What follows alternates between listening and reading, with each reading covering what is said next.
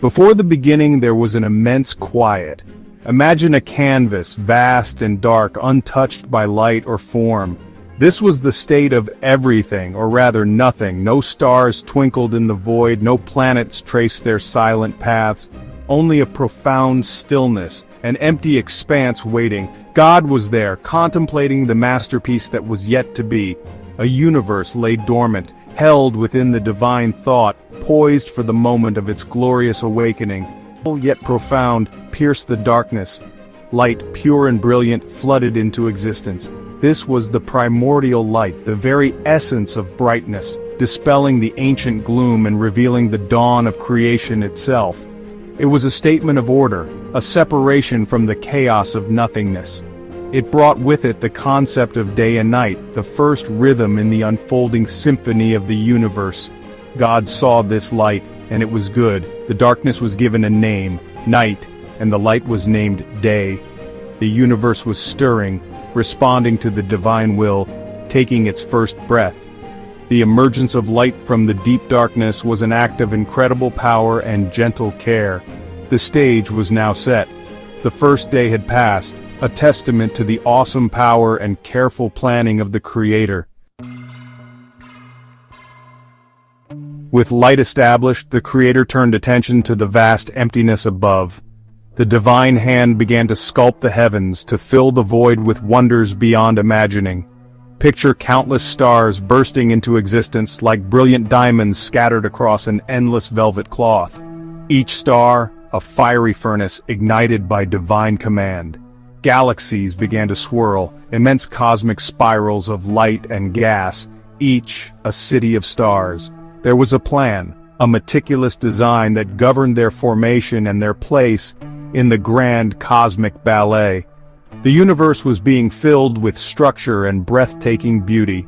Then came the planets, great spheres of rock and gas, each formed with purpose. They were set in motion, orbiting their newly formed stars in perfect, graceful ellipses, each planet held in its course by an unseen force, a divine law of gravity. The cosmos was not just vast, it was an intricate clockwork, each piece moving in concert with the others. From the largest supergiant star to the smallest speck of cosmic dust, everything had its place, its purpose. The night sky became a map of divine artistry, a declaration of God's majesty written in light across the darkness. The forces of nature, established in these early moments, were finely tuned. After the stars and planets found their celestial homes, the Creator focused on a specific region, a place where life would eventually flourish. The Bible speaks of waters vast and covering everything. Imagine a world enshrouded, a watery chaos yet to be tamed. God then spoke again, commanding a separation. Let there be an expanse between the waters to separate water from water. A space was created, a firmament which we now call the sky. This expanse, this sky, was not merely empty space, it was a division, a boundary that defined the realms above and below. The waters above the expanse were separated from the waters below. This act brought about the atmosphere, the breathable air, the very canopy under which life would eventually thrive. The sky, with its potential for clouds, for rain, for the beautiful blue hue we cherish, was being carefully crafted by the divine architect.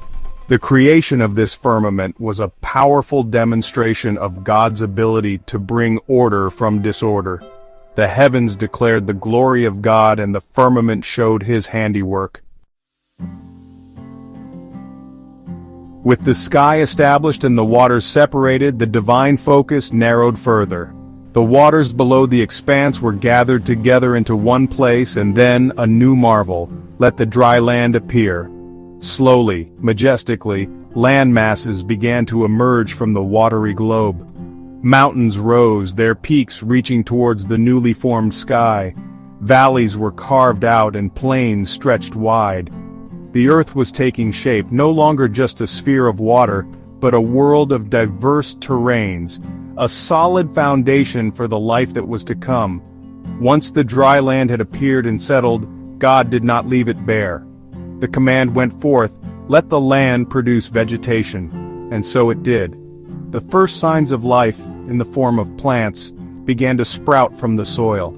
Tiny seeds awakened, sending roots down and shoots up. Grasses carpeted the plains, herbs and shrubs dotted the hillsides. Great trees reached towards the light, their leaves forming canopies. The earth, once barren rock and water, was now adorned with a vibrant green mantle. Color and life were spreading across its surface, a testament to the Creator's artistry. The appearance of land and the flourishing of plant life marked a significant milestone. Section 5. Celestial Timekeepers, Sun, Moon, and Stars for Seasons. Although light had been created on the first day, the sources of that light as we know them were yet to be placed in their celestial roles.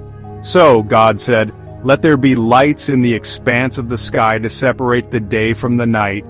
And it was so. The sun, that great orb of fire, was set to govern the day, flooding the earth with its warmth and energy. Its rising and setting would define the rhythm of daily life, a constant reminder of the passage of time and the Creator's faithful provision. Then, for the night, God made the moon, a lesser light but no less beautiful. It would govern the night, casting its gentle, silvery glow upon the sleeping world. And alongside the moon, the stars, which had been created earlier, were now given their specific purpose in relation to Earth, to be signs, to mark seasons, days, and years. The celestial bodies became a grand cosmic clock, a reliable guide for all life that would follow. Their movements were precise, their patterns predictable, a testament to divine order. Section 6. A World Alive. Creatures of the deep and the air. The earth was now prepared. Land and vegetation were established, and the celestial bodies were in place. The time had come for the waters and the skies to teem with life. With another divine command, the seas began to stir with an abundance of living creatures. Let the water teem with living creatures, and let birds fly above the earth across the expanse of the sky. Imagine the scene: the oceans, once empty, now filled with an astonishing variety of life. From the smallest plankton to the great whales, life in all its myriad forms began to swim and explore the depths. Simultaneously, the skies above were filled with the flutter of wings and the sound of bird song. Birds of every kind took to the air, from the tiny hummingbird to the majestic eagle. Section 7. Majesty on land, from humble beasts to ancient giants. With the waters and skies filled, the Creator turned to the dry land once more. The command was given, "Let the land produce living creatures according to their kinds." And so the earth brought forth a magnificent array of animals. Small creatures first perhaps, insects and reptiles, scurrying and crawling, exploring the new world. Then came the larger beasts, mammals of every shape and size. Some were designed to graze on the abundant vegetation, others to roam the forests and plains. Each was crafted with intricate detail, from its fur to its bones, its senses perfectly attuned to its surroundings. The variety was astounding. Creatures built for speed, others for strength. Some lived in herds, others preferred solitude. Section 8. Beyond our sight, the realm of angels. While the physical universe was being meticulously crafted, another realm of existence was also brought into being, one beyond our ordinary senses. This is the realm of angels, spiritual beings created by God to serve and worship Him.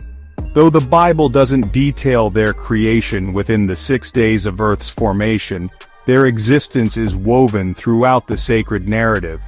These are beings of light and power, messengers and guardians, part of the heavenly host that surrounds the throne of God. Their creation speaks to a universe far richer and more complex than what we can merely see and touch.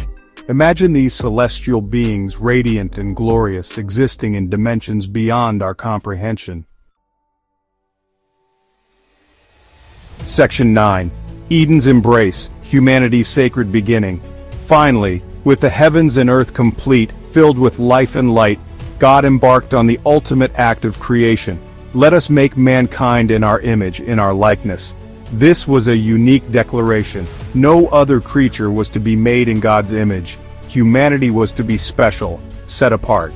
So, God formed Adam from the dust of the ground, breathing into his nostrils the breath of life. And Adam became a living being, a soul. This was not just biological life, it was spiritual life, a connection to the divine. Then, seeing that it was not good for man to be alone, God created Eve from Adam's side, a companion, a partner. Together, Adam and Eve were placed in the Garden of Eden, a paradise of beauty and abundance. Here, they walked with God in the cool of the day. Their relationship with their Creator was direct, intimate, and unspoiled. They were given stewardship over the earth, to care for it and to enjoy its fruits.